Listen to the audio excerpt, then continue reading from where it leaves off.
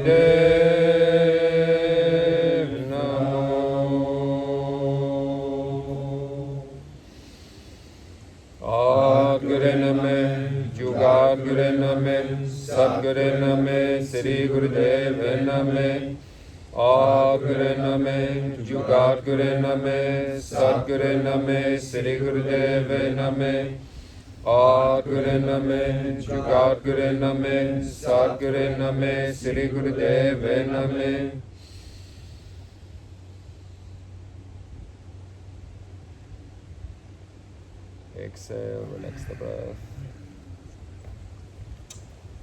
Okay.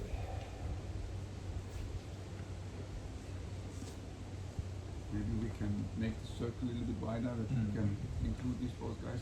Yep. Sure. And also sit here. Join. Thank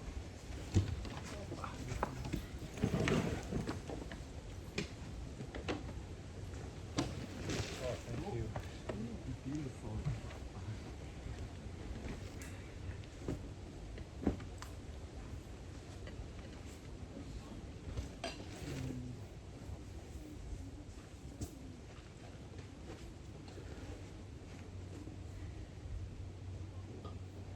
Okay. All right. So, man's teachings. Man's teachings are not an easy subject because man is mysterious. True. Man is mysterious because man actually, the essence of man is not from time and space. So we are born as man and we have this idea of we are a man, but the reality is it's not that easy to be a man. Okay? So why is that? We are growing out of the womb of a mother, and at one point we are learning that we are different from our mother. Okay? And that constitutes a kind of rift with this natural water element flow. Okay, the feminine, the mother is water element amongst other elements, and when that flow gets cut and we are told that we are not the mother, then we have to kind of create an artificial identity. Okay, and that identity is called ego. You remember when they tell you between like 7 and 14 boys don't cry? Okay, but the tiny little boy that you were between 0 and 7 who kind of stood up and says, my dad has a bigger car, that was already a bit of an idea of what a man will be. Okay, this is my toy. Okay, kind of something quite territorial. That's a natural thing. You have to develop that. But between 7 and 14 we actually transit into a phase where we actually get a bit more dad's girl. Okay, it's a natural thing. We're moving into the water element. I'll make you a little drawing on that. And then later, between 14 and 21, we are getting into the fire element, and that in that fire element we then really kind of develop this artificial identity that we have, which is called ego. Okay, and which we're going to renovate and recalibrate for the rest of our lives. Okay, so in a way what we have learned between 14 and 21 is something that is doomed to fail. Okay, it's made to fail. It's made to be confronted, destroyed, deconstructed, reconstructed. This is a bit the challenge of the man. Okay, and we sometimes think something is wrong with that, but actually life is exactly made that way. All these things, they concern ego, which is a secondary identity. Okay, we have a more fundamental identity, and we're going to look at that fundamental identity in the course of our class. Okay, the class is called the five domains of the spiritual man, and here we have just talked about the third domain, which has to do with fire element and with ego. Okay, and we're going to start with that fire element, ego, and then we're going to see how we move through the different elements and how we can actually balance ourselves as men. Okay? Let's do that? Right. So here we go. Sorry. I'm good here. Can I join? Sure, please. Thank Sit down. You're welcome. I forgot my mask. Share mats. Okay. So, in the background of this is our teachings about numbers. And for those of you who know numbers, you will see it works quite naturally.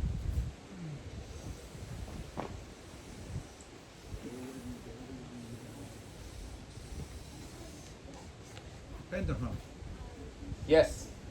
So 5 elements, 5 domains. This is the male side. These elements are male elements. These elements are female elements. Or let's rather say feminine elements and masculine elements. We are made for 59% of male and 49% of female, or something similar. Okay, the difference with the elements is actually not that big, but we obviously, our body is different and our mind is different. Okay, and this is the domain that we talk about first, and then we will see how we go in that domain. Okay? So the masculine domain is a domain that is made out of stable elements. Okay? The first element here is earth element. That domain is fire element. I'm going to write that here. Fire.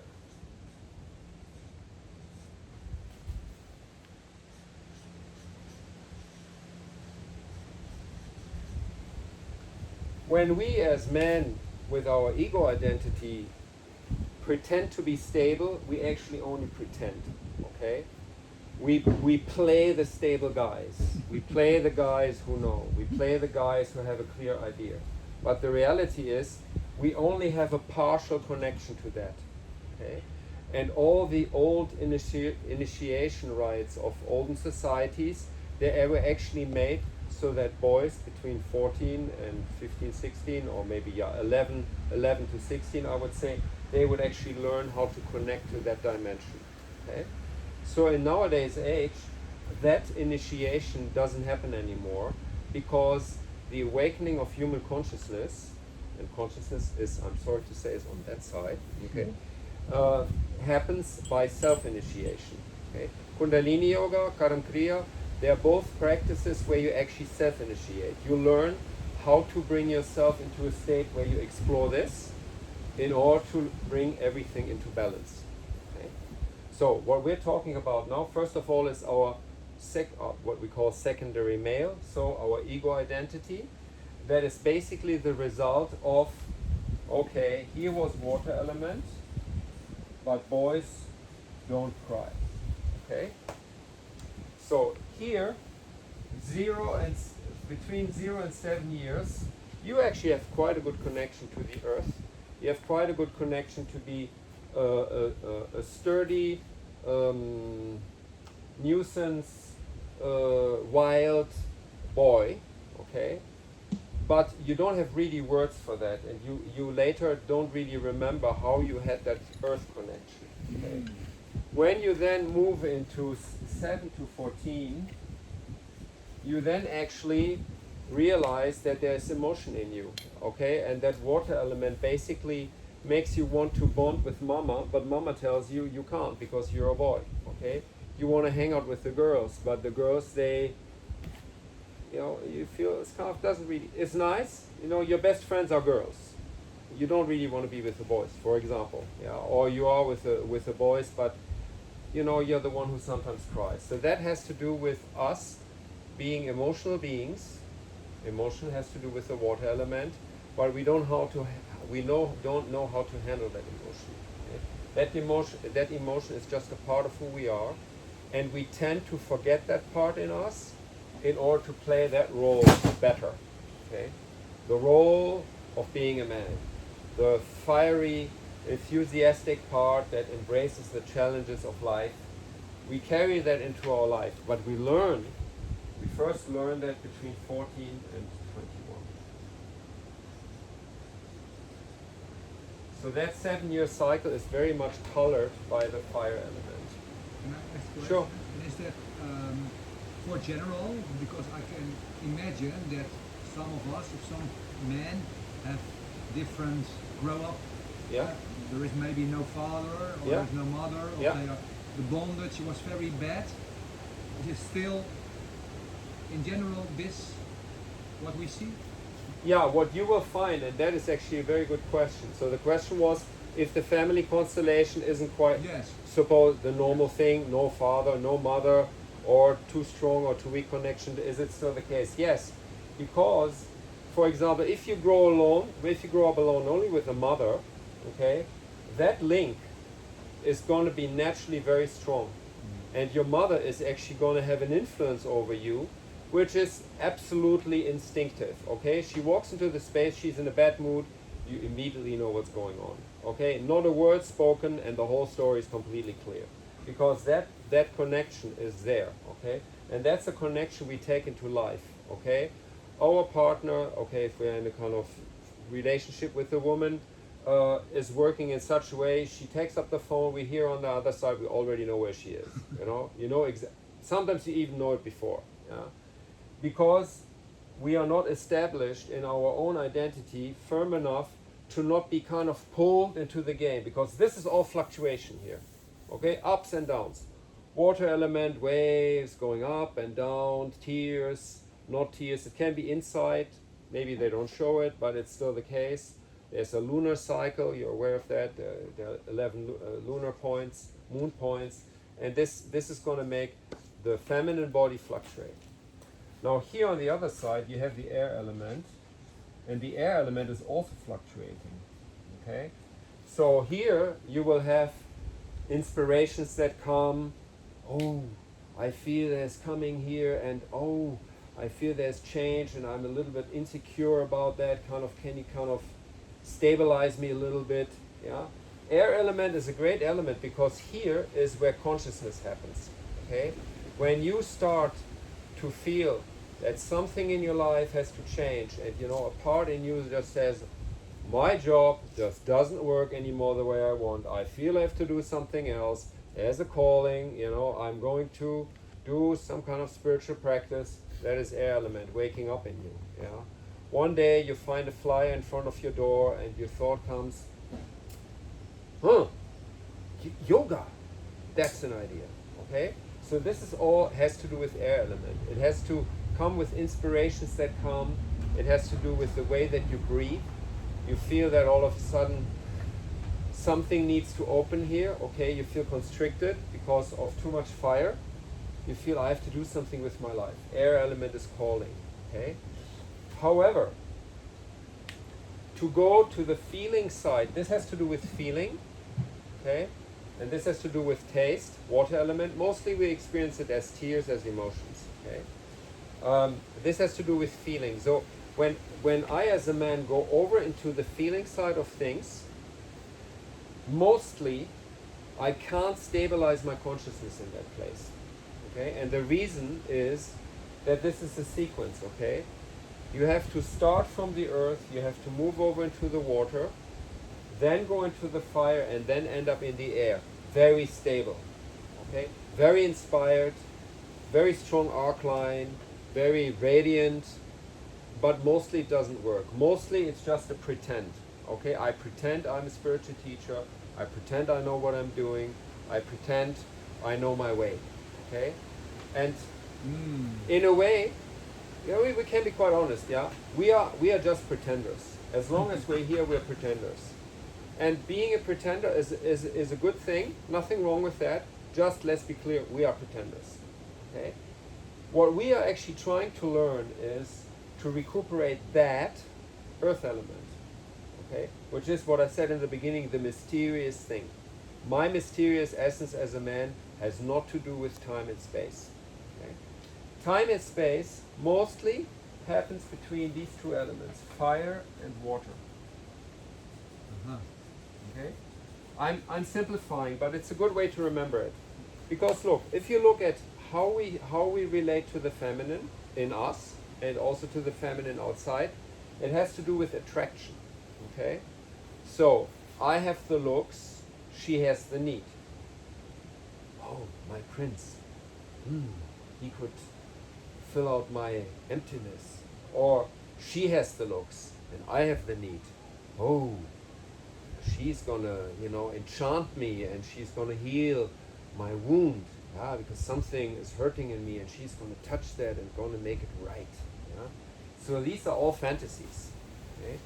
In that combination between water and fire element, basically what you have is emotional charge, which we all have, okay, except we're not aware of it because we have moved very rapidly from 0 to 7, 7 to 14, 14 to 21, and mostly that is what we carry throughout our life. Fire element. I'm the guy who knows.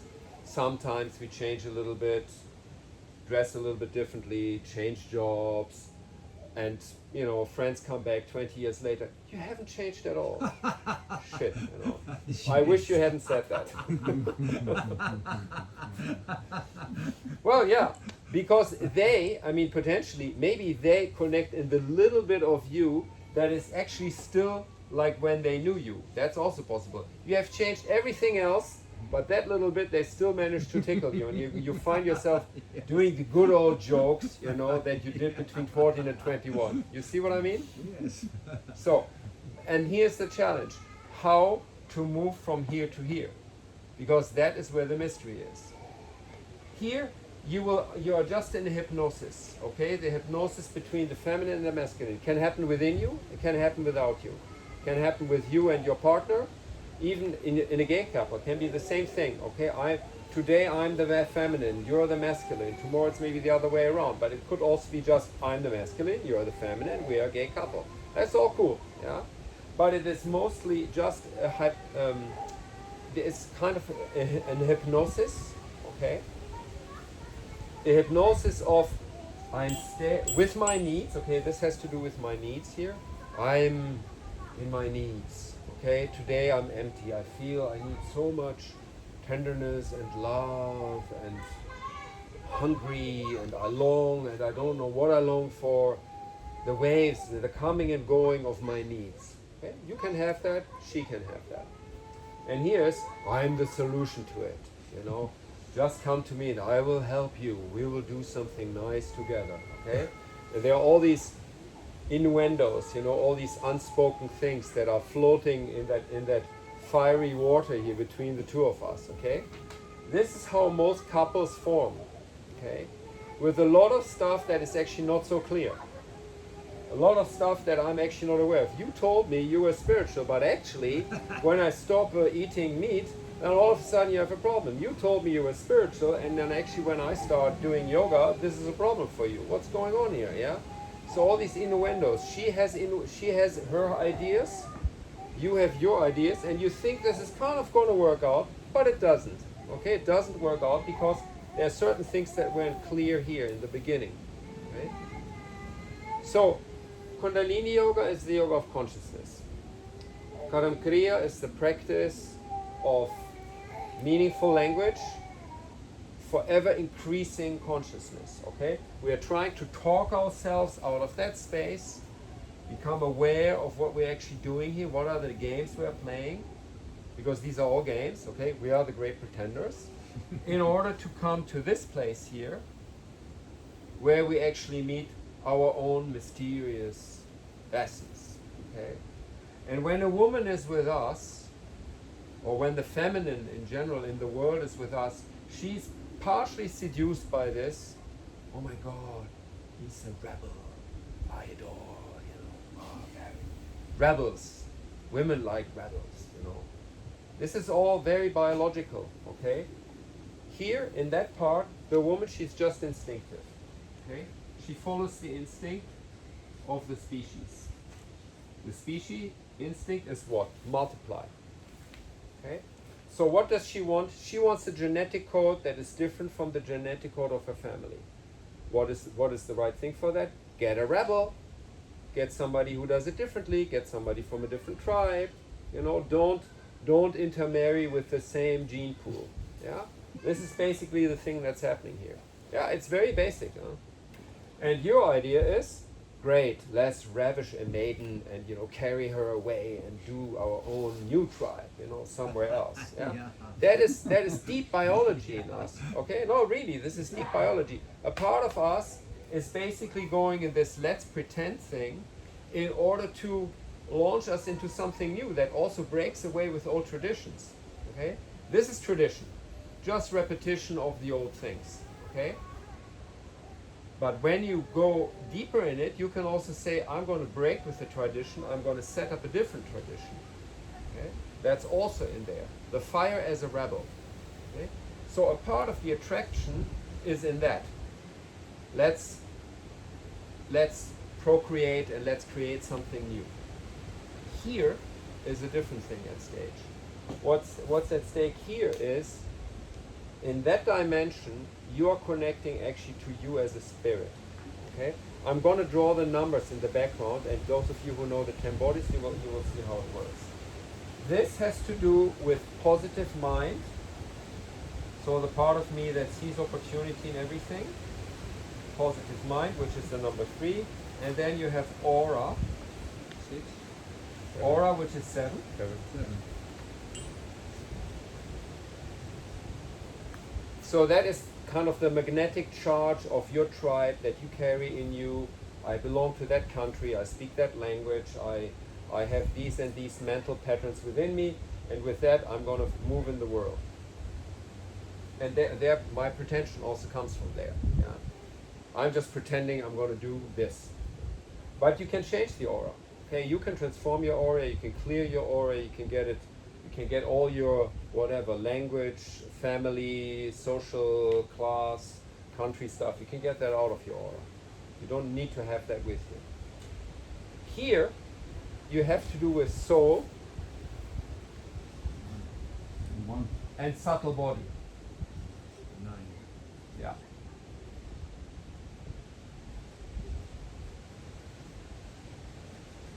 So soul, we're going to talk about that a little bit later. For the moment, let's just say we are an extension of infinity, or an extension of divine in a finite body.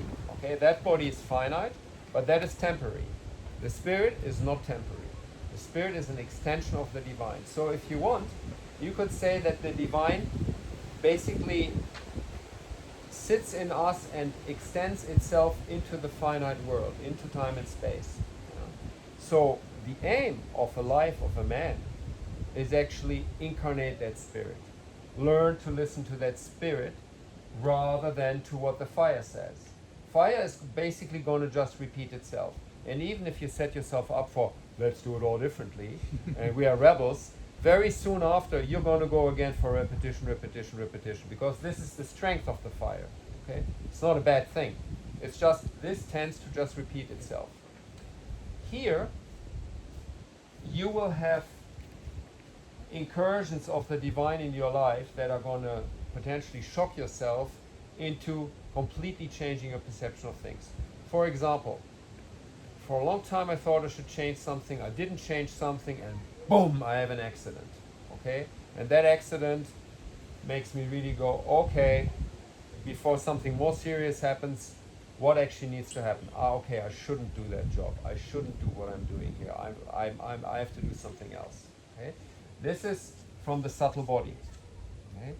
And for the moment, let's just say spirit and subtle body is not the same. There's more to be said, but for the moment, let's say it's the same. Yeah. Subtle body ist Unterbewusstsein? No, subtle body is der Subtilkörper. Subtilkörper. So subtle body, imagine the subtle body as, look, if we are doing this here, you see that very often. Funnel, okay? Ein Trichter, yeah? Funnel. So this is totality up there. The totality of what is. Everything that is, will ever be, beyond time and space, okay?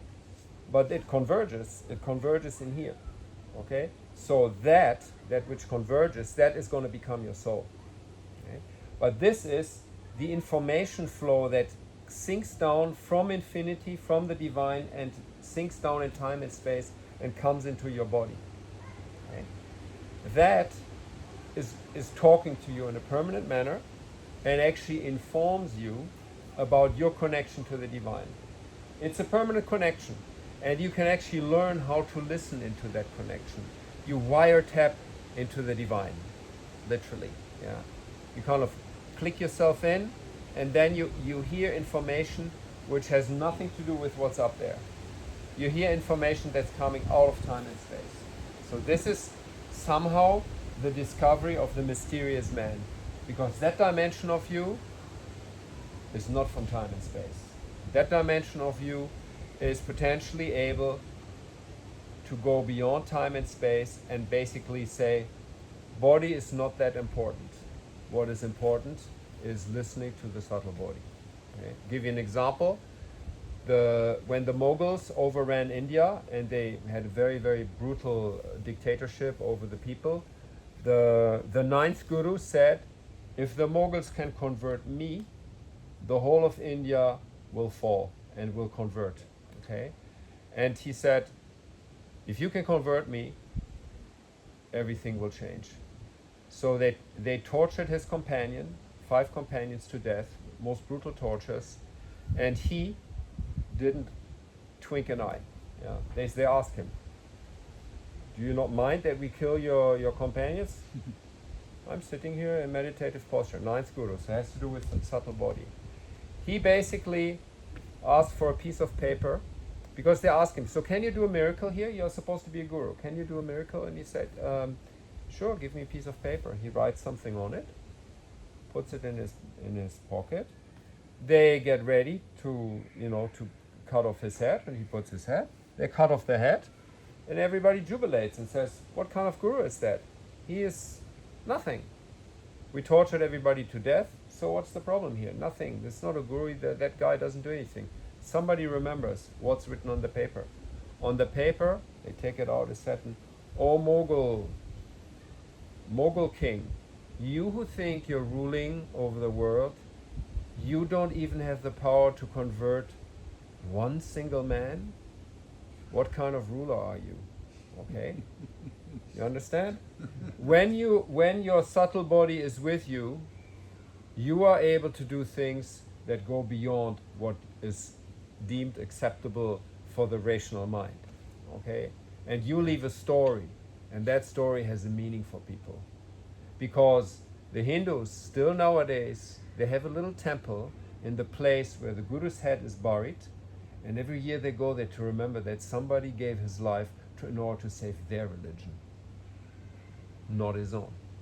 Okay? So that is a dimension that we partake in. We partake in selflessness that is actually able to perceive beyond time and space and do meaningful things that change your own life, and that also guarantee you that your consciousness can stabilize itself. Because what's left out of the equation here is consciousness. This is subtle body, okay? And it's a difficult thing to understand. But now look at this. Here we have air element. So we're moving a bit further, 1421. So this is 21, 28. And that we will talk about the age thing later. Here we would just say neutral mind.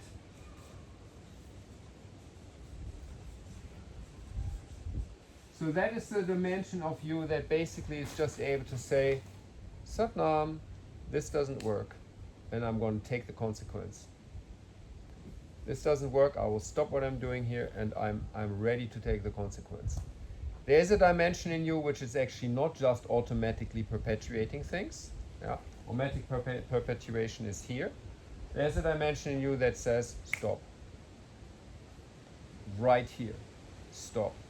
So there's a clarity, you're able to decide, you're able to maneuver. It's like your bike, you know, you go along the road, and here we take the turn, okay? And here we take another turn. It's the part in you that is actually able to maneuver through life by taking decisions in an ongoing basis that allows you to not miss the little commands that come from the subtle body. Okay? I have to change something in the relationship. There's something I have to confront. I have to change something in my job. There's something I have to confront. It's a little bit like the repression of the Mughals. Okay, my job doesn't work. Mr. Supervisor, I have to have a conversation with you.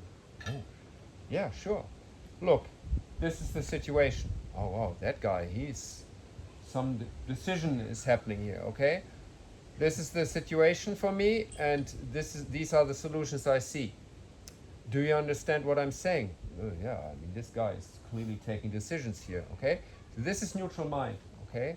Within myself, I have stopped the conversation about should I not, should I not? This is kind of your inner dialogue, you know?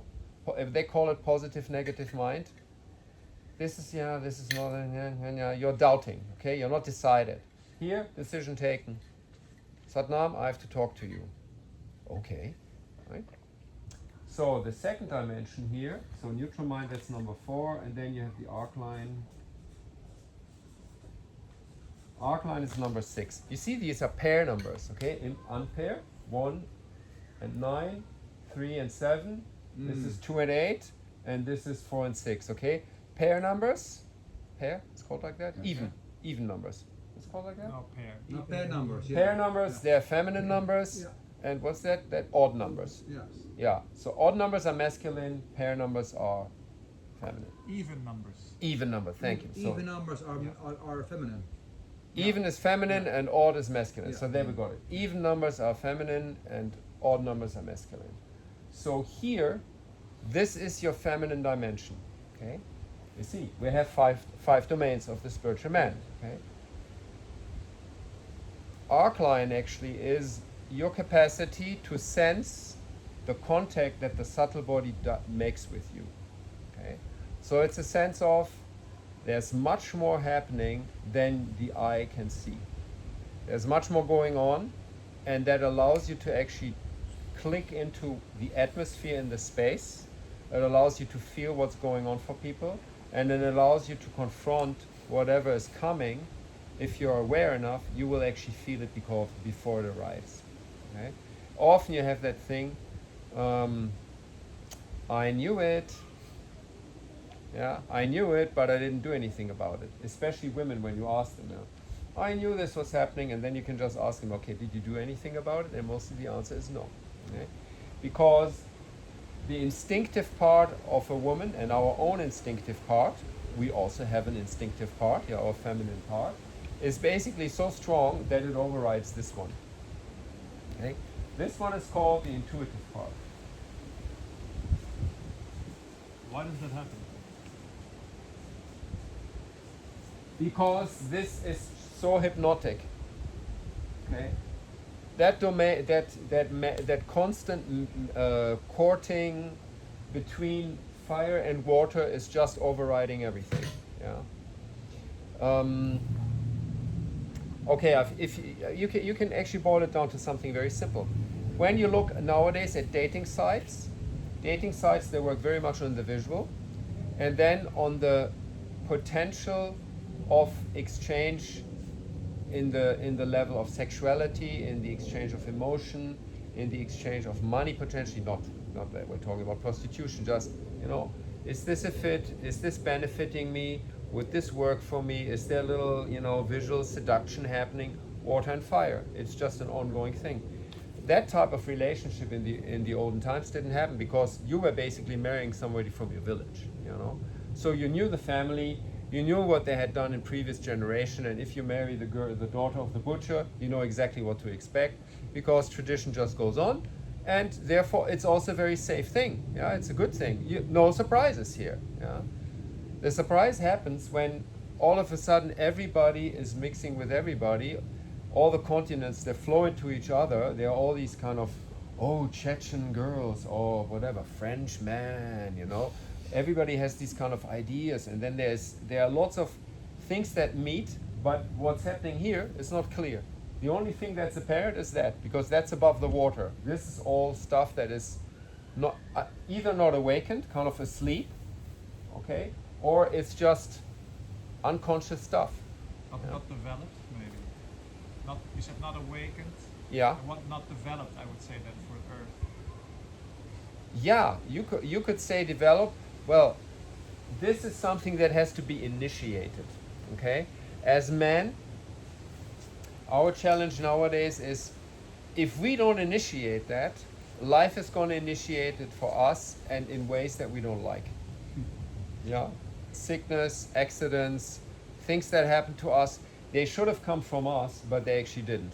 Okay, and now what has happened happened. Okay, so sometimes you're young enough in order to digest what it is. Yeah, you have a big accident, but it kind of, you know, it heals, it works itself out. But if the longer you stretch it, the bigger the chance that it's going to be something that is going to hit you really off the road, and then you have to decide if you're still able to change your life to that extent. Yeah. But spirit is going to knock on your door. That's I had clear. skin cancer. I know what you're talking about. There you go. Yeah. The other possibility that's also a very current thing is the spirit just goes to sleep. Okay. So you could, for example, have the case that people after their mid-40s or 50s, they just, you know, good food, good wine, good life, you know, take a pension, live on the beach, you know, half year in Mexico in La Playa, and the other way in the Swiss Alps somewhere skiing, and, you know, early retirement. Yeah, I mean, nothing wrong with that, but the chances are that that actually means that your spirit is, I don't want to slander people, but it could be that that's a way to actually put your spirit asleep. Yeah, and so then you live a life, whatever, that goes on like that. However, some people then also have the privilege of dying. They have an accident, and then potentially they do wake up. Yeah, and then they do something about it. Yeah? Second part of life is basically just digesting the choices you have made in the first half. Yeah, here 21, 28. Look at what you did. Yeah. And that's not bad, okay? Choices you made, they're always there to awaken you and to also teach you who you potentially are, you know? Because what you think are bad choices are basically just learning environments in which you can then actually mature into something else, yeah? So don't think that whatever choices you made here are necessarily wrong, yeah? A life is also just made in order to learn lessons and to say, okay, that's what I did, or that's what happened, and now 20 years later I'm there and I've digested it in that manner. So this is to initiate, this is to awaken, okay? And that's important, because this you will awaken when you actually go into zones where you're not in your comfort. That is comfort, warm by the fireplace, yeah? Here, you are in the unknown, but unknown actually means that you're obliged to take your own sense of intuition and walk in the dark somehow. Yeah? It's a bit like, you know, you climb up a mountain and they tell you there's a refuge there, but there's actually, the door's closed, you can't sleep there, and your battery light is unfortunately not strong enough in order to walk all the way back, okay? So you walk back in the darkness. And amazingly, you find your way. You know, everybody tells you never climb in the mountains in the dark, but actually when you have to, you can. Okay? That's intuition. You tread your feet very carefully, you sense what's going on. Don't feel that way. Is that actually a way? Don't quite see it, you know. Moon hasn't yet risen, not quite sure there is even a moon here, maybe the moon is on the other side, yeah. By the way, northern Greece, they tell me about the wolves, okay. I'm not, you know, going to be busy with that, because now this is just about the next 200 meters down, because I've seen further down there are some lights. You know, that's intuition. You know, you follow your way and you basically take away the fear, put it behind you, put it behind you, put it behind you. Yeah, this is potentially something very strong that a man can do. Okay? In the relationship to the woman, she's often very insecure because that's her speciality. Okay? If she's not in her instinctive, she's going to be in the intuitive, and she's going to feel insecure. Okay?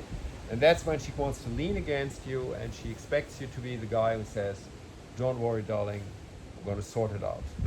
There are no wolves in Greece," or something like that. We're going to sort it out one way or the other. But the reality is, you have to bring yourself into that space in order to train to walk in the dark, to walk in the unknown, to take decisions not knowing the consequences exactly, but ready to confront the consequences. Okay? And if you think about it, are you clear with that? It's quite a radical thing. Okay? You are taking decisions, and you are taking decisions in a systematic, consequent, continuous basis. Okay? And these decisions, they're going to decide about the learning environment in which you are, that is going to allow you to continuously awaken yourself even more. Okay? And to me, it's a bit like spreading your wings. Okay? When they say the angels have wings, wings, they are connected to the arc line. Wings, they are connected to open heart chakra. Wings, they are connected to feeling free to breathe. You know? And here, air element really means I can change direction at any time, any moment, in any way, if required, and I will do it if required. I will listen to the call. I'm called to change direction, and I do it. So no. So 6 months before COVID came, I quit my job. I decided to get money from the government because I felt I said to my friends, I feel the disease is coming, Yeah. and the job world is going to be upside down, and I don't want to be in that. Okay. I said it. I felt it 6 months before. Yeah. And I put my life on completely different, and then Yeah. it all happened. And exactly when I started, I got an online job. My guru. Yeah. Which was very easy. So is this earth or intuitive, or is it relating to what you're speaking about? So the two dimensions, they play together. Okay. So you had the intuition. You had the intuition of what? The what is here. Ah, yeah. Okay. And here was the moment when. It's like a window that opens. I feel that something has to change. Something is wrong here. I feel the wind is turning, and I'm going to put my sail here, and there comes the wind, and here we go in a different direction. Okay, that's the direction. That's the wind. Okay. Yeah. So no. Where's the difference between instinct and intuition? Well, that's a good question.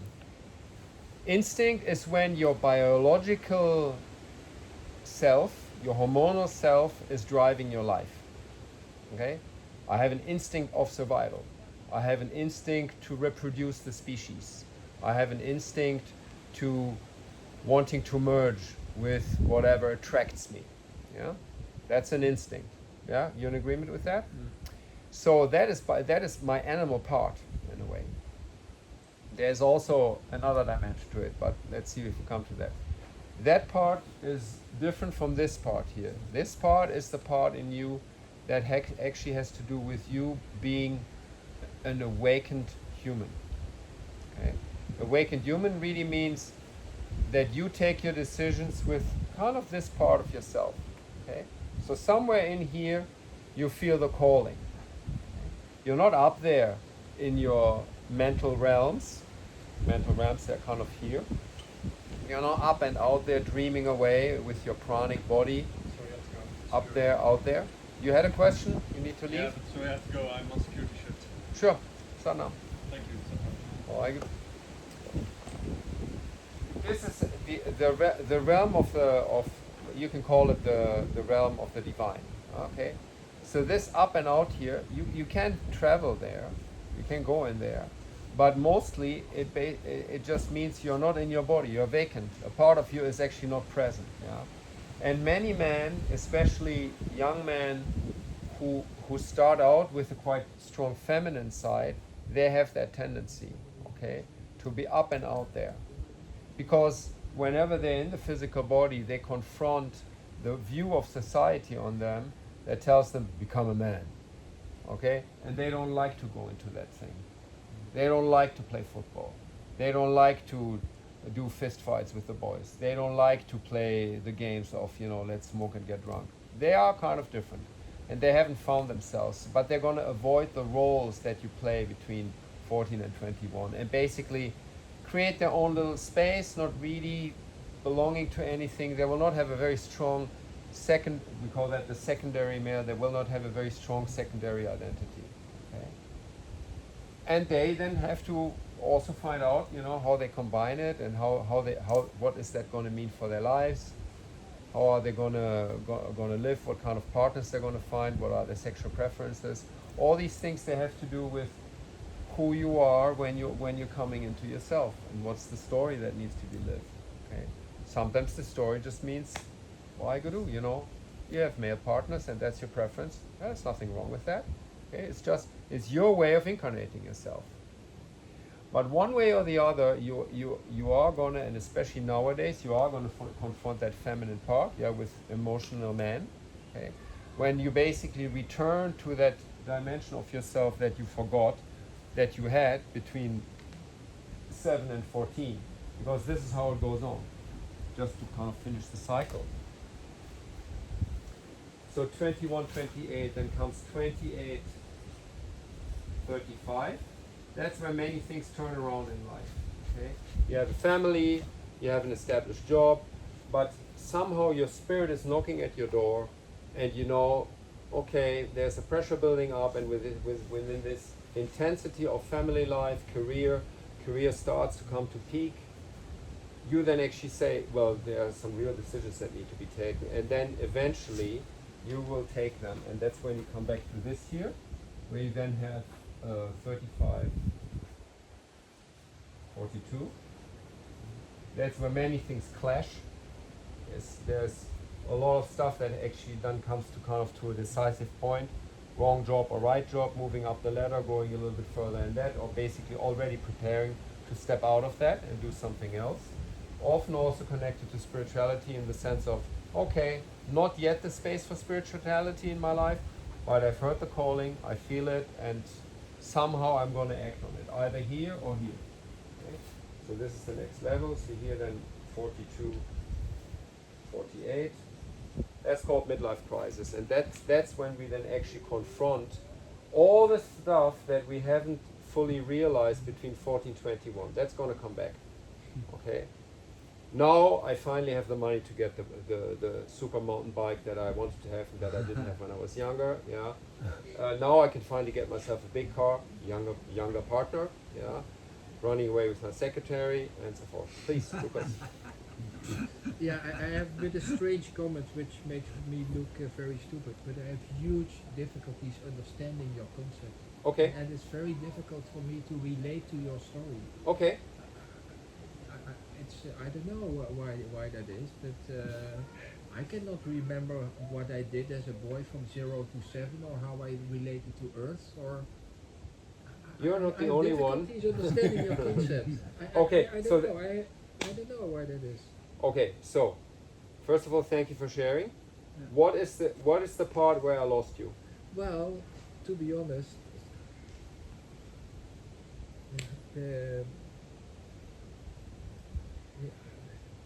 quite early. Okay, so we started with fire element. Yeah. Have you been a teenager? Yes. Yes. Yes. Have you tested out several roles that you can play as a man? We're in agreement. You can choose the role of the man that you play. You can play the macho, you can play the whatever, the intelligent guy, you can play the clown, you can play the whatever, the actor, the well-dressed, surprising guy. You can play around with your glasses, for example, whatever. You can do many things. You're aware these are choices that you make, right? And these choices, they bring you a certain gaze that society is going to have on you. You're in agreement with that? Okay. So, a part of us is aware that we can change the game. Okay, tomorrow I could put on a turban, I could go to a yoga festival, I could live something differently. And partly we do that, and partly we don't. And partly it's required that we don't do it, because we are just, you're on track here. You're a family man, okay? Do you have children? Yes. Okay, I'm a family man. I'm going to play the role. I'm going to be the dad who plays football with the kids. I'm going to be the man who earns the living. I'm going to repair the house. You know, these are all roles. Okay? This is basically the fire element that creates an environment, a mental and a physical environment that gives warmth and stability to a household, and warmth and stability to yourself. Okay? Remember that between 14 and 21 you also look at, okay, what are the habits I'm going to take? Habits not like what you wear, but actually the things you do that are going to promote who I am as a man. Do you remember trying out some physical exercises in order to kind of strengthen yourself because you have a little calling to, I know I have to stay fit? Yeah. I did sit-ups, for example. I trained myself to do, how are they called? Pump? Push-ups. Yeah, push-ups. I trained myself to do push-ups. Okay, I started with 50, and then at one point I was whatever, way higher. Yeah, so you're basically it's kind of bodybuilding if you want. Yeah, bodybuilding and mind building. You build yourself up to something, and then life is just going to ask you to actually take away some of these costumes, habits, and transform them. Because at the moment, 150 push-ups is maybe exactly what you need. But now you come into an age where it's actually more about being the guy who has, you know, good taste, dresses well, presents well, looks like a reliable guy, so you play that game. Okay? These are all roles. Does that make sense to you? That helps. That helps. Okay. So within these roles, somewhere within that is the Lucas, who is actually an emanation of God. Okay? Living within that costume, living within these roles. And that part is called the mysterious man. Okay? That mysterious man is sitting there and is actually doesn't need these dresses, doesn't need these habits, doesn't need any of that, except when it is for representing that. And here's the crucial point. This here, I said, is out of time and space. What is happening here is subtle, but everybody can feel it. When you are touched by the spirit that you are, people are going to feel the difference. And that difference is going to make you change your life. In the sense of you saying, you know what, I'm going to try wearing a mala. Okay? I'm just going to try this out. Yeah. Good guy, comes into the business, mala. Yeah, smart. Okay? Or I'm going to try out some exercises. Or I'm going to try some spiritual practice. And see how it fits me. How do I feel with that? How do I experience myself with that?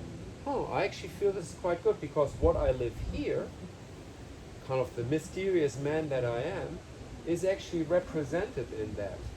Okay? And that's where spiritual man really starts for us. But 99% of the men population don't do that. Huh? Absolutely. They never go to that part. Huh? I mean, That's true. Look here, it's always 70% women. Huh? That's true. The question is, what do you do? Mm-hmm. Okay? In the end, it's really like that. We are here. We are here, and I will tell you, the small percentage of us that is sitting here is influencing everything that's happening around here. Yeah. Okay? Agree. So, on the one hand, the feminine is going to become more important because she's waking up. She's not just in her instinctual. She's actually awakening to who she really is. And that is a way for us to actually also wake up and to occupy ourselves to be busy with our own immortal essence. Okay? The man that we can be. Okay? Because this is the man that you are by default.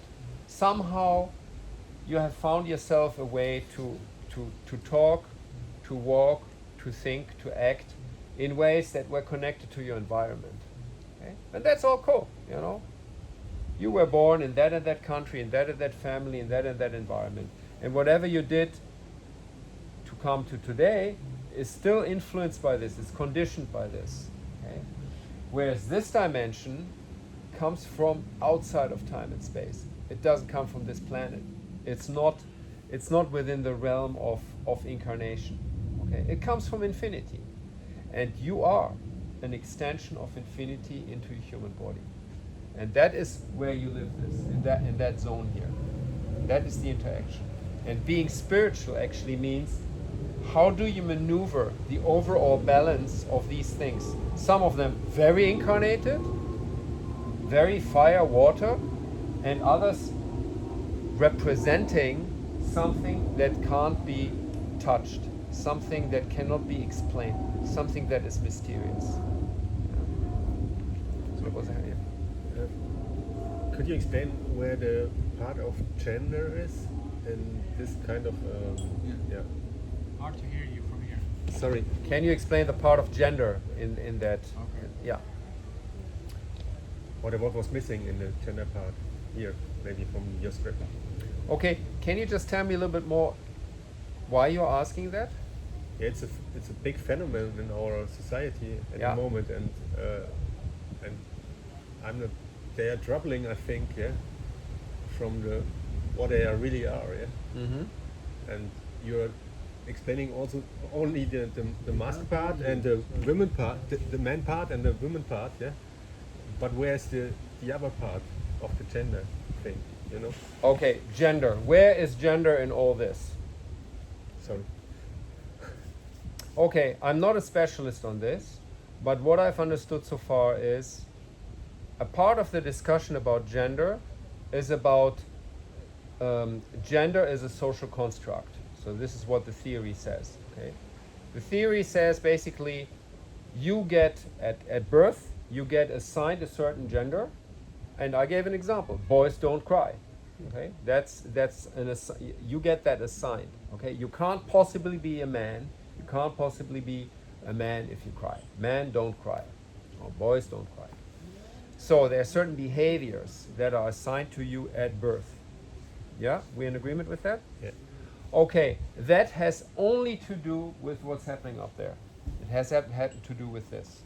Okay, that theory is basically just documenting the fact that nowadays we are all free to choose from a wide range of behaviors and do things that we wouldn't have done in the past. Okay? We can behave in different ways because the mix between the different continents and the different social strata is so strong that there's just a much bigger variety of things you can do. You can behave differently, you can think differently, you can try different things. Yeah. Remember, this is the phase where you try yourself out. Okay? You could, people come from whatever, the parts of Germany where you have carnival, Cologne and Düsseldorf and stuff like that. Well, let's go and be gay. Why not? Let's play that out. What's wrong with that? I enjoy myself. I have a hell of a time. I'm celebrating and I'm just pretending to be gay. Wonderful. What's wrong with that? Yeah, that's just another role. And that is the role that you choose for yourself. Gender is basically the role that I'm supposed to play in that body has been assigned to me, and I don't agree with that role. Well, you can change your role, but I mean that is my understanding of the teachings in relation to gender. Don't complain about what is projected on you. Change to whatever you want to do and make it work for you. Because it's not because you change it as a reaction to what has been projected on you that is necessarily going to work. See what I mean? Suppose, suppose you grow up in an artistic environment, okay? Everybody artistic, the man, they're kind of, I don't know, a little idea here, gonna do it like this and this, okay? So kind of creative, but not the bulldozer man who's gonna come with hairy arms and say, look, I'm just felling a tree here and I'm gonna build a house, It's a different role play, It can be very interesting if you come from the first to try out the second. It can be very interesting to come when you're from the second to try the first. Just to try, to see if there are other parts of you that lighten up. For fun. No, not just for fun. I mean, yeah, one thing is the fun. it's actually very nice to go out in carnival and play the kind of the guy, the wood chopping guy, you know. Especially if you don't have the body that works with it. That's very fun, yeah. And vice versa, yeah. That's also cool. These things, they're all there for fun, but they are also in order to make us check out, isn't there a little facet of spirit, of subtle body that actually says, yes, that is what you need to do. Okay? Very interesting point here. Think about it like that. When you're in contact with the spiritual teachings of the gurus, they always present themselves as male, which means wife. Okay? So in the relationship to the divine, I mean, they are men. They had children. Yeah, they didn't have a gender problem. They made children, and they were women in front of the divine. Interesting. Okay? Not at all a conception that we know very well. But you could perfectly say, you could perfectly argue, on a spiritual level, as a man, you can be perfectly feminine, perfectly receptive, perfectly empty, needy. I'm not saying all women are like that, but there's just this part in us which is empty, needy, emotional, but not with the world.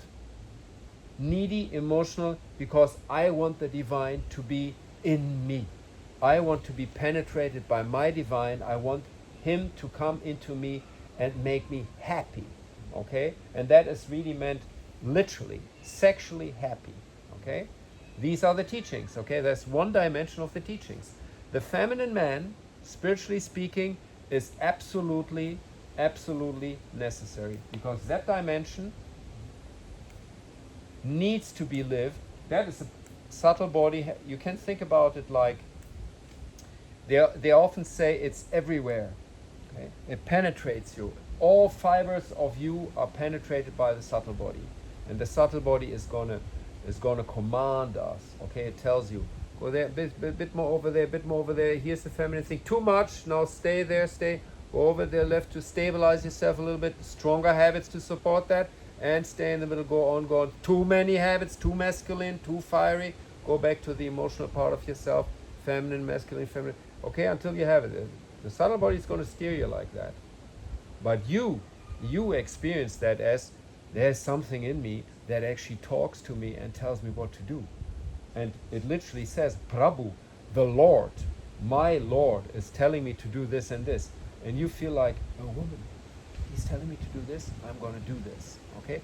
But it's not for the world. It's just within yourself. That's your own relationship with your divine. If that's your call, yeah. So, Wait a minute. Go ahead. I'm 33, Yeah. and I find myself, only recently I stopped trying different personalities, masks, stuff like that. And I guess I didn't really do that a lot when between 14 and 21. I just kind of chose one Yeah. and stuck with that. Yeah. And I think that wasn't one that I really wanted. Sure. And now 33, now I'm like finally like, oh, I feel like I'm 21 and I'm through that phase. Well, I wouldn't be surprised if all of us are still working on 7 and 14, 14 and 21, 21 and 28. Okay, a part of us has been left behind and now needs to be brought into the present. That is rather normal. Yeah. And sometimes it's just little bits. Okay, okay. So I'm just working out the part of me that is whatever blocked somewhere in my teens. You know, that's normal. And the most interesting thing, because you asked the question 0 to 7, that is a dimension that will come back way later when you're between 56 and 63, and then 63 and 70. Because then all of a sudden you remember things that happened at that time, okay?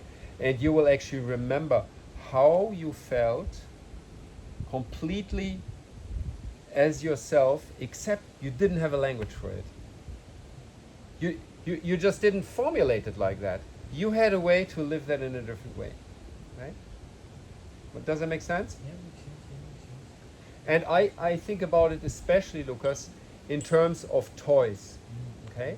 So you can have a favorite toy, and your relationship to your favorite toy is a bit your relationship to your soul, okay?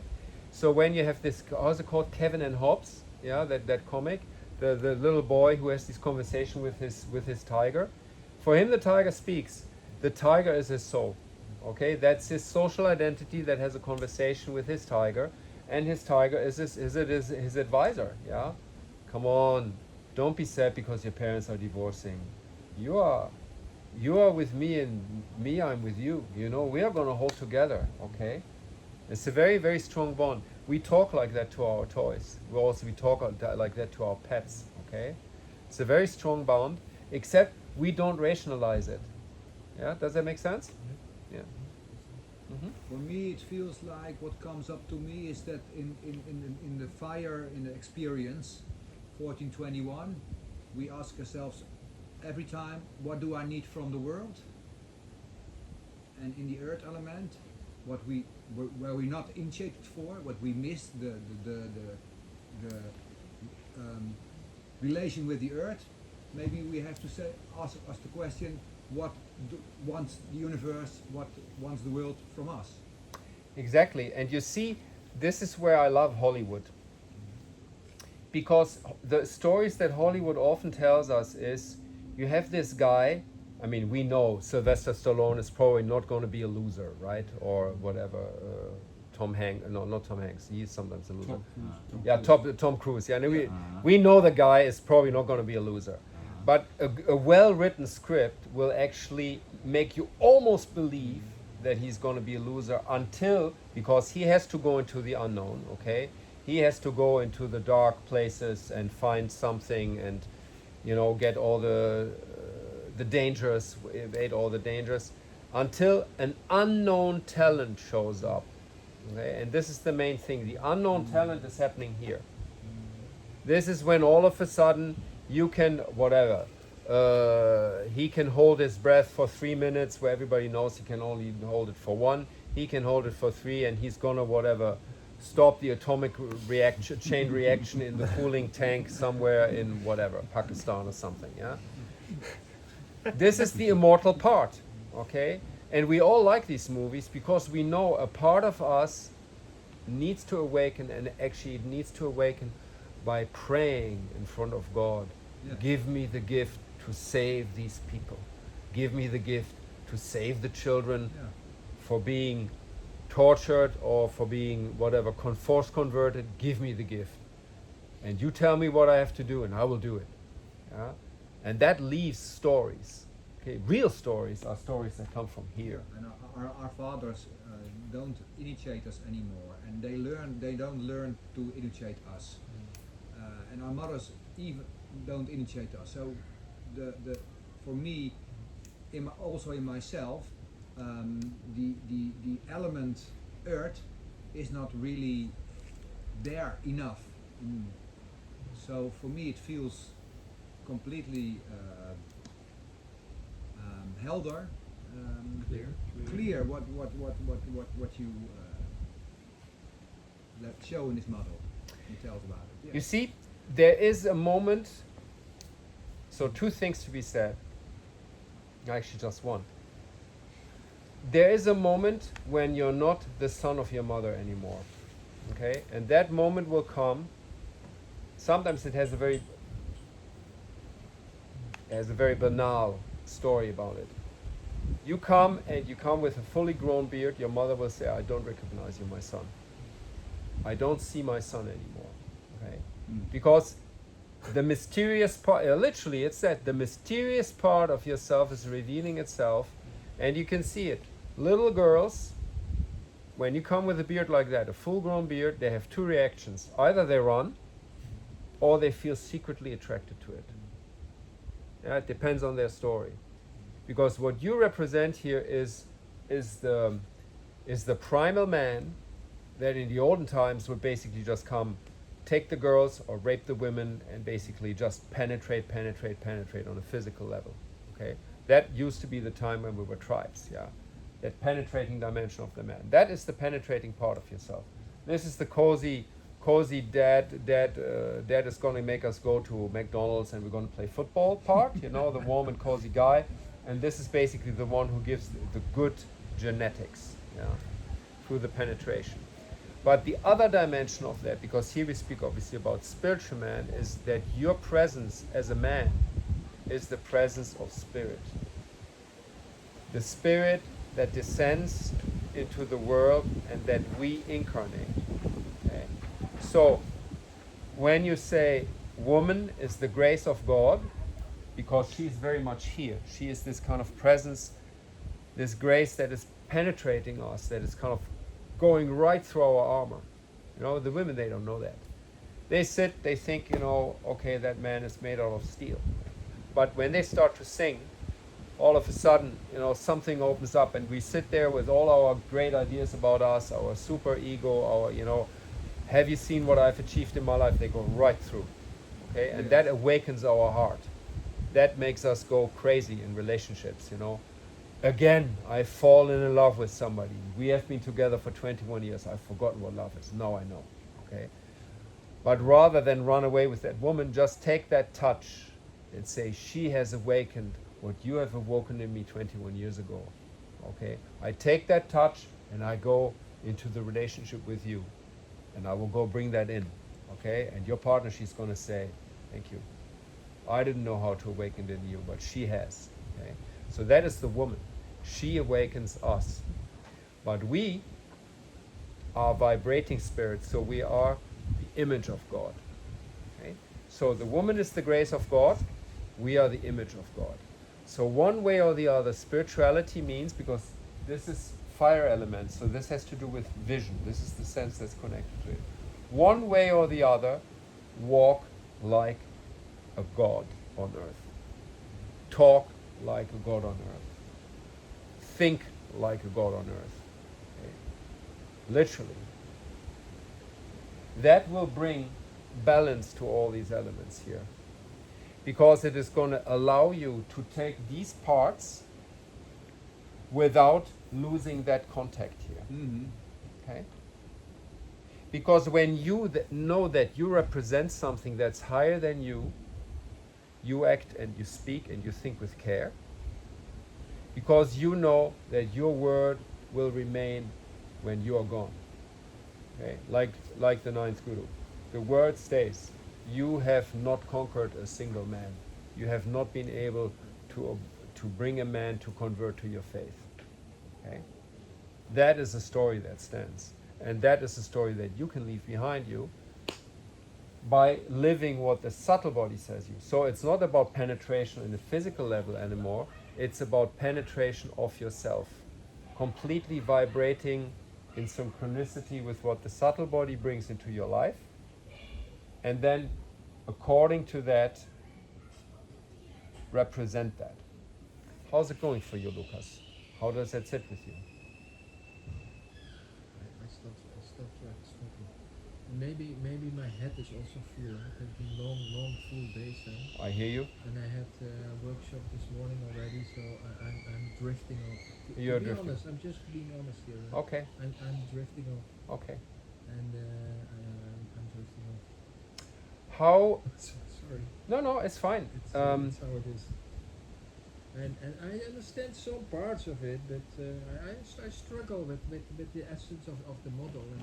And when you explain deeper, I understand some parts of it, but I have difficulties to grasp your whole thinking and your whole. I hear you. And I understand some pieces and bits, but not. But Okay, it's so difficult for me. when did I lose you? We had that question, yeah.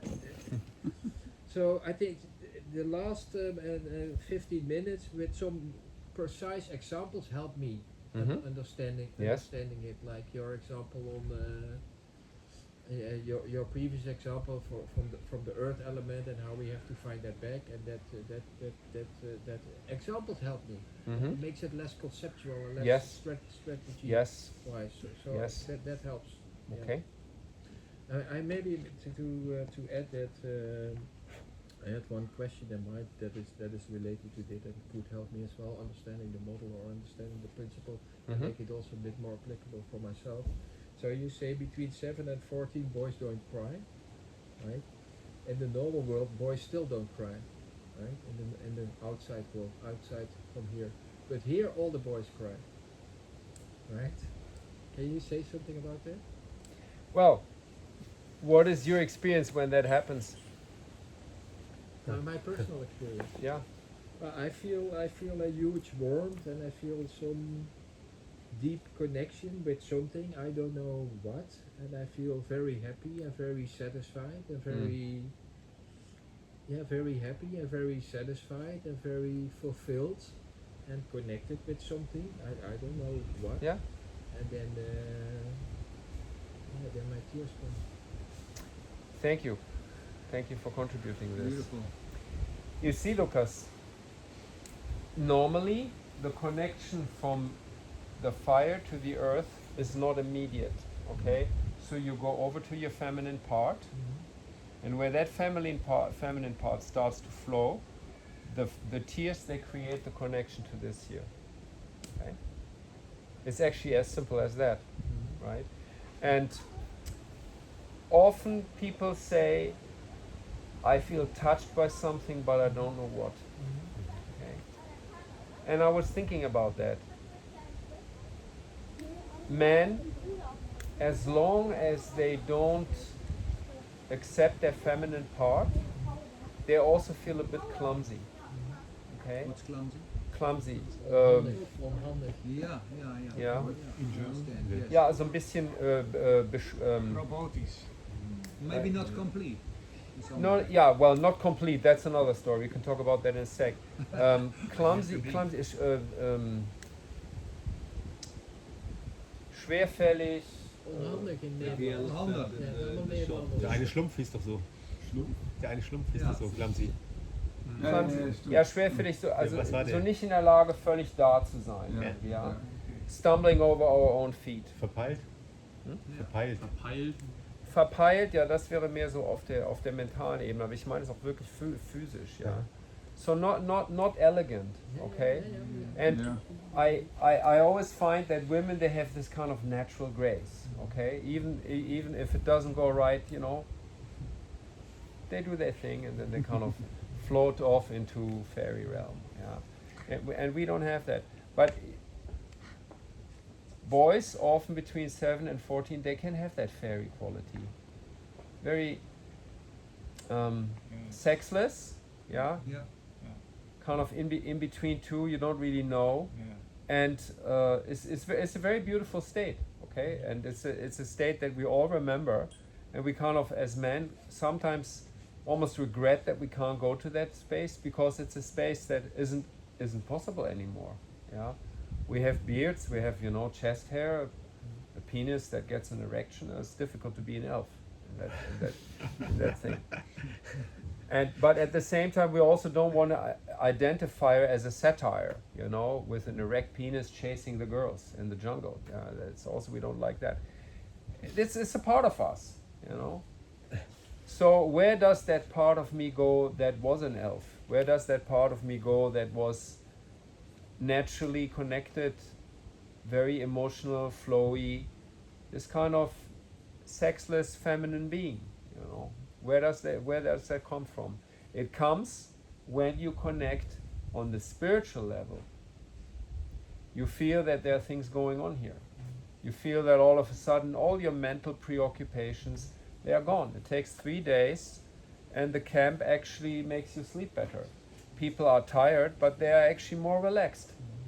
It's not their mind that tells them, I must not feel well because I didn't sleep enough, or I must not be well because I didn't get my coffee. All of a sudden that you're out of that. And then all of a sudden nature comes to you and she reminds you who you were when you were just, a boy-girl that was floating through the trees and that was with nature. That's also us, okay? And what the teachings say for the spiritual man is that this thing of wearing a beard, this thing of having a penis, this thing of having chest hair, this thing of being the guy who supposedly is the image of God, it's just a role, okay? And it's a role. But because it's just a role, there's a huge space of freedom that opens up in you where you experience yourself as, I'm connected. My emotional investment, so that part up there, is actually entirely dedicated to to belong to what it is that descends here. Okay, I belong to this. And this is almost like a verticality of emotions. Okay, I have my emotional reservoir, I have my need to cry, I have my need to connect, I have my need to long, I need to belong to something. It's very intimate stuff here, right? Women can't understand that because they live that in a physical outward way. We live it in an inward way, but very real.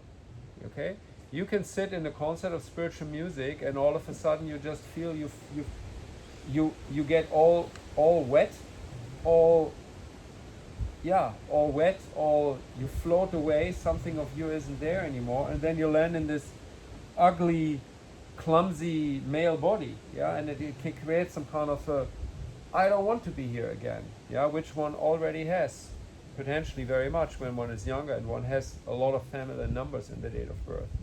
It's a very natural thing, and it's beautiful actually, because on the pure worldly level, you can have a male body and create beautiful children with your beautiful erect penis and your ejaculation, and you can penetrate your partner, and you can create children, and at the same time you can be very, very feminine on a spiritual level, in an intimate connection with Prabhu, my Lord. Order me, tell me what to do, I will do it. What does that mean, be very spiritual in a feminine way? There is no spirituality, Lucas, without being feminine. Okay? Because if you just do the act, okay, doesn't matter what the religion is, okay? I mean, here we have a Sikh context. You can put yourself a turban and grow a beard and do the act, but nothing will go on. It's just fire element. I'm just statically repeating, okay, I'm kind of as well dressed as the others. I wear my little whatever, accessories. I wear my turban, I have the garb, I play the role, but nothing happens, okay? It's just a static thing. Nothing is happening here, okay? This is a boring, static world. And this is a boring, static world. Because what's missing? Earth without water? What's that? A desert. Nothing is going on, okay? So we have to move into that direction there. We need the feminine water, okay? And we have that water. And you did a workshop on emotions and man. What was the conclusion? We need our emotions, right? Yeah, definitely. We have to feel them. Yeah. We have to accept them. We have to also know what we are feeling right now, and then we can try to get control over it and Absolutely. not to act on it. Yeah. But we see very little of that in the real world. In our world. Very little of In that. our world. Have you ever looked? It's quite interesting. Vladimir Putin in tears. Very interesting. So in the Russian culture, a man can be deeply touched by something, and Vladimir Putin is a real macho guy. Okay, a cold, strong, very sharp guy, very clever guy. Okay, I'm not a fan, but he can sit, and he can weep over a subject, whatever. I don't know what he weeps about. And it is perfectly acceptable. It's a different culture, okay? But as a man of spirit, you actually carry a culture around you, okay? You can land in a like a pioneer. You can land your spirit in an environment and basically create this magnetic field, aura, okay? This magnetic field around you. Where I sit is the domain of God. Where I sit is the domain of God, and in that domain I'm entirely balanced in all my 5 dimensions. 5 is the language, okay? My language is balancing me. And my language brings me into these stories that, for me it's the stories of the gurus, okay? I tell the stories of the gurus and the tears are knocking at the door, okay? Has taken me 15 years in order to tell the stories without crying. So now the tears are there. I come into the critical Vladimir Putin moment of some tears here, and then I sit there and say, and this is the story. But I acknowledge them. See, I acknowledge they are there. And because I acknowledge them, all of a sudden happens what's it called? There's this YouTube channel where you have these kind of guys who talk for 18 minutes, and it's all kind of the high profile guys. What's that? TEDx? TEDx, genau, exactly. So the TEDx moment, because what do they tell you in TEDx? In order to be a successful TEDx speaker, first what do you have to do? Dig into the emotions of the audience. And how does that happen? By digging into your own emotions. So the cliche of that is you're talking about your grandmother on your deathbed or something like that. Yeah. Then you have everybody. Yeah. And then you link into that. You then go into the inspirational part, and that's the moment when I understood, and then comes your little message. Okay? Spirit.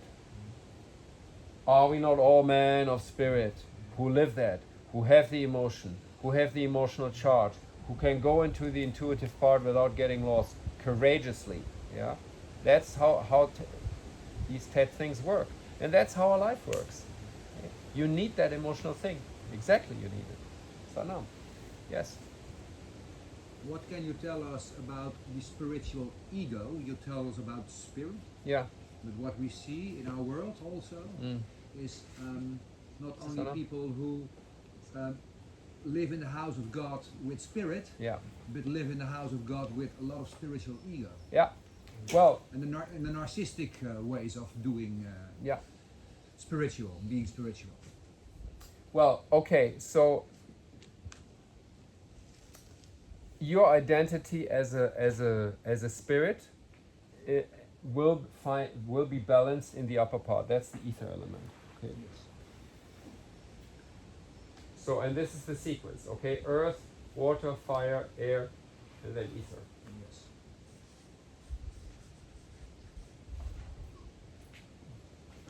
Your language, your sense of sound, what you hear, what you speak, is going to be the overall balancing element. So whenever emotion comes, it's the language that's going to balance them. It's going to balance them. It's the language that's going to bring them up. It's the language that's going to make sure that you float above them and that you don't drown in them, because that's obviously often the danger. Okay. When there's too much emotion, can you actually ride the wave, or is it just going to go and bring you down? Okay. Because here, water elements, spiral, depression. Okay, being sucked down into the abyss, but not meeting this here. Okay. So when there's too much identification with the water element, you have to learn to not go down. Okay? Or if you're talented for that, you go down until you reach here and then you come up again. Yeah? But it's not a recommended practice. Recommended practice is have enough of a positive projection of yourself. I'm a man, Satnam, yes, yesterday I was this, today I'm that, what's the problem? You know, not busy with the past. Here's my new projection, here's my new whatever I am, and no, let's get on with it. Okay? Yeah, environments change, friends change, job change, some changes are there, it's a normal thing. Men reinvent themselves, 42, 48, that's what happens. Okay? New start. 49. 49, thanks. So this is what goes on. And then you actually proceed from there, and you have always enough positive projection, positive mind, to not be sucked back by your negative mind, which is going to say, oh, but I'm missing, or this is not there, this is not there, warming up all the stories, and then basically being pulled down into your own little downward vortex. So now coming to the end of the session here. Okay, so what needs to happen for you guys in order to conclude? Tell me. I do this thing where I go down and then I go up. Okay. And I recognize, I only later realize that it's a talent. Okay. Other people don't do that, and that Yeah. they stay in the positive. Yeah. I don't know, just noticing that. Okay. Okay. How do you do that? How do you go down and then come up? I guess I make an anchor somewhere up there Okay. in the ether. No. Okay. Yeah, it's a good question. And there I do have this strong connection to my subtle body. Yeah. And with the soul. Yeah, it's my subtle body getting me back out. Okay. Yeah, something that you can try. If you want to try that, you can for example go into exhaling and just staying empty. Okay? And just feel what that does. I mean, this is not Kundalini yoga, okay? Here we are kind of the free field of experimentation, and you are responsible for your results, okay? I'm not recommending that you do it, but if that's what you want to try, you exhale, you don't go to the end of your exhale, you just exhale agreeably. Okay, you can empty, totally empty. Very soon you're going to panic. You could do that too, but that's a different approach. You can just exhale, stay empty, and just contemplate being nothing. Very interesting practice. Contemplate being nothing, and then see what happens. You will have a deep, let's just do it. Inhale. So just let the breath come and go. And on the inhale, feel that you go for a second inhale. So you have inhaled, and now inhale a little bit more in order to get the spirit into you. Okay, now exhale. Okay, and now exhale another time.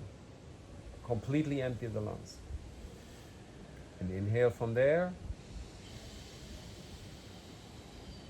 Okay, hold it, and then go another inhale. Completely fill the lungs. And exhale. And now second exhale. Really emptying the lungs. Okay, and from there proceed. Inhale. Second inhale just to get the spirit into you. And exhale. And stay at that exhale, not the total exhale, just the light exhale. Stay there and just say to yourself, I'm nothing. See what happens.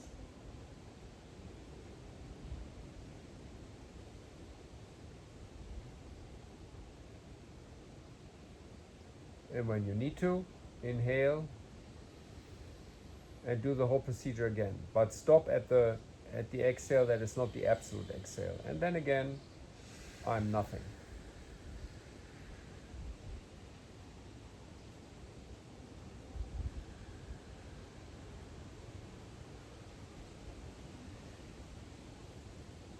So after you you suspend, you inhale again, or you first exhale more.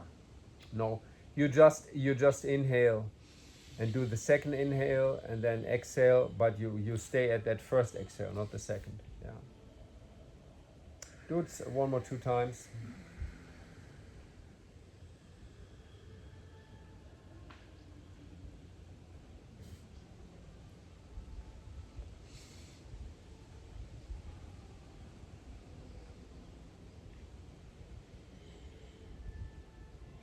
Suit yourself. Inhale when you need to. Don't force it. Just contemplate and explore that exhale. That is not a complete exhale.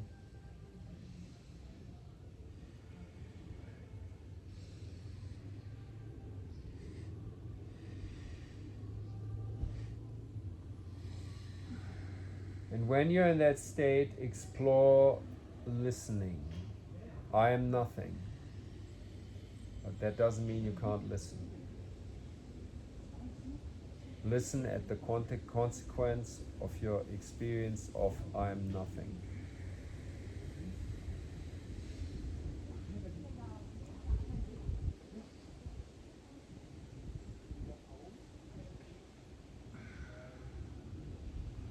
Don't hold on the inhale, just hold on the exhale.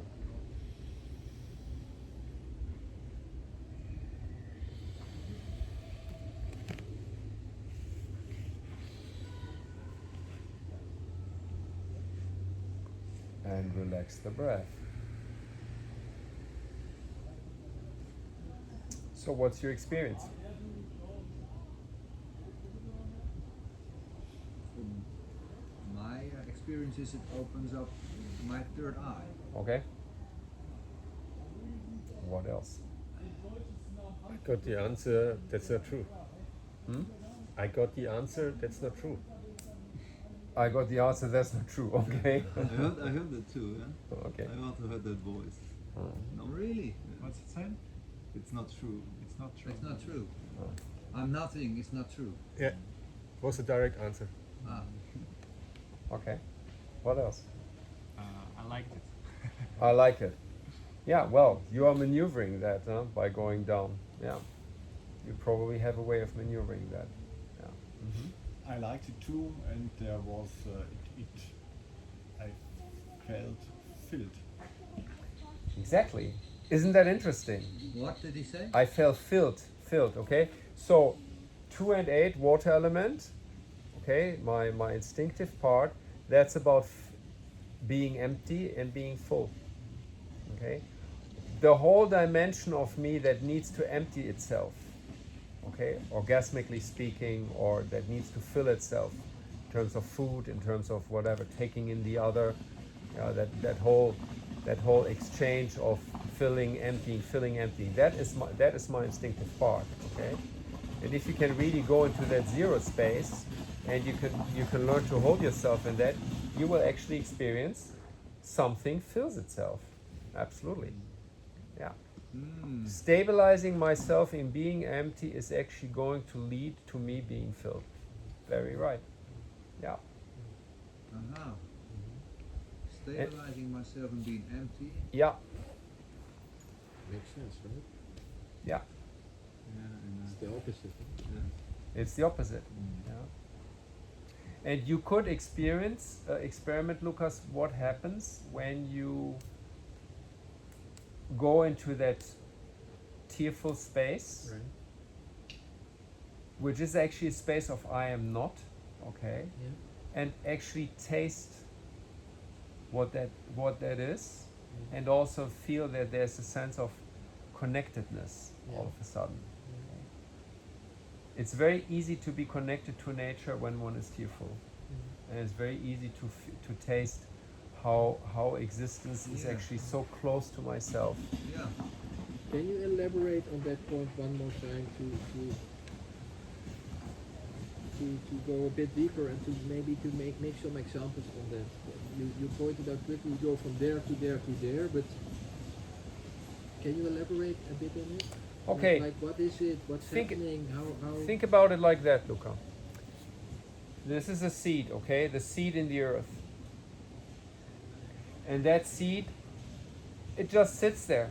It's our gift, okay? Rambo is waiting for the talent that God is going to give him in order to come out of whatever trap he's finding himself in, or whatever, or other heroes, yeah? He's waiting for the gift to awaken. And here is the situation. It awakens. It awakens, it needs water. What happens with the water in the seed? Roots, okay? So there's thirst.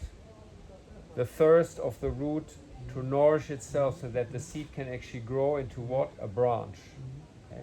So branch is the representation of the seed, correct? As I said, there's the subtle body, and the subtle body comes out of time and space. Seeds, they can stay alive for very, very long periods.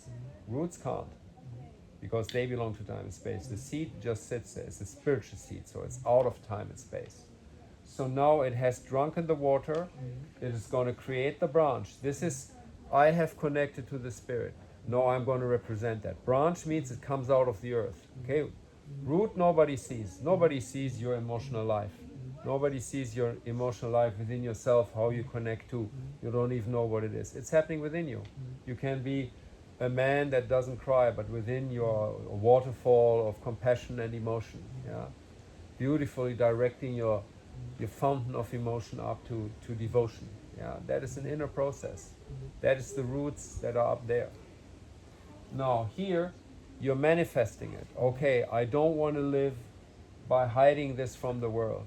I want to show to the world. No, I just want to naturally show to the world that I'm in love. Okay, and this is where you show it. This is a kind of a spiritual coming out, if you want. Yeah, the coming out of, well, you know, guys, I come back from whatever spiritual retreat, and now I'm going to wear a mala, or I'm going to wear something like that, or I stop eating meat, you know, things like that. This is all about habits. Okay? How I inhabit my life with something that comes from the seed of my soul. Right? And that, when all goes well, so we have crossed the feminine, okay, with the water element. Now here it has taken shape. I am growing into this branch, in these branches, yeah. These ramifications, all these different dimensions of my life. And potentially it's going to create a flower. And that is the awakening of consciousness. Okay? So we feel clumsy as long as we don't feel that we flower. When we flower, we start to have this kind of whole thing going on. Okay? Seed, root, branch, flower, and fruit. That is the spiritual man. The spiritual man is the one who not only is emotional, yes, that's required, no emotion, no devotion, no devotion, no dedication, no dedication, no consciousness, no consciousness, no flowering, no flowering, no fruit. Okay? So what is that fruit? That fruit basically means you give of yourself to the world. You share. You're not just keeping it for yourself. It becomes part of who you are. Where you go, you leave seeds behind. And the seeds are what? That. The beginning of a new cycle for somebody else. Wow. Spiritual teachings. Interesting. Emotional man. Very important. If that didn't happen, wouldn't work. Devta Singh yesterday. Commitment to love. Love is here. Okay? I live a love relationship. I live a love relationship with the divine. And the divine is my partner. And the divine is also everywhere else. But principally, it's in my partner. I see it in my partner, and she or he reminds me of my own divine within myself. So love. If you then take that to there, then it's just about the overall balance of things. My language has to initiate myself here, has to connect myself there, has to represent myself, represent the seed here, has to awaken, constantly awaken myself. Okay, I'm not just the man who is kind of the Sunday spiritual man. I'm the spiritual man who is every day, yeah, at all given circumstances. Okay, permanent flowering somehow, a permanent state of awakenedness to that, and then language as the overall regulator that stays as I have said that. I've painted that picture. I have created that work of art. I've told that story. I've written that poem. I've stood strong the ground when situations were difficult. I represented the teachings. And that leaves the trace. And that is man as the image of God. Interesting. So you do connect to that, and you do even connect to that very strongly. It's just that it doesn't necessarily work to take it from the conceptual way. Mm-hmm. For you, it's important to spell it out, to feel that something in you wants to flower, and that will to flower, that comes from here. The seed says flower, and whenever we as men feel that we don't come to our emotional self, we don't come to the part of I don't exist. When we don't come to the part of I'm powerless, because there you're powerless. It's about needing to be filled up. Yeah, but you don't feel powerless there. Huh? Beg your pardon? You don't feel powerless there. You don't feel powerless because when you stay empty, it will flow into you. But first, you have to feel powerless. It's what you call power.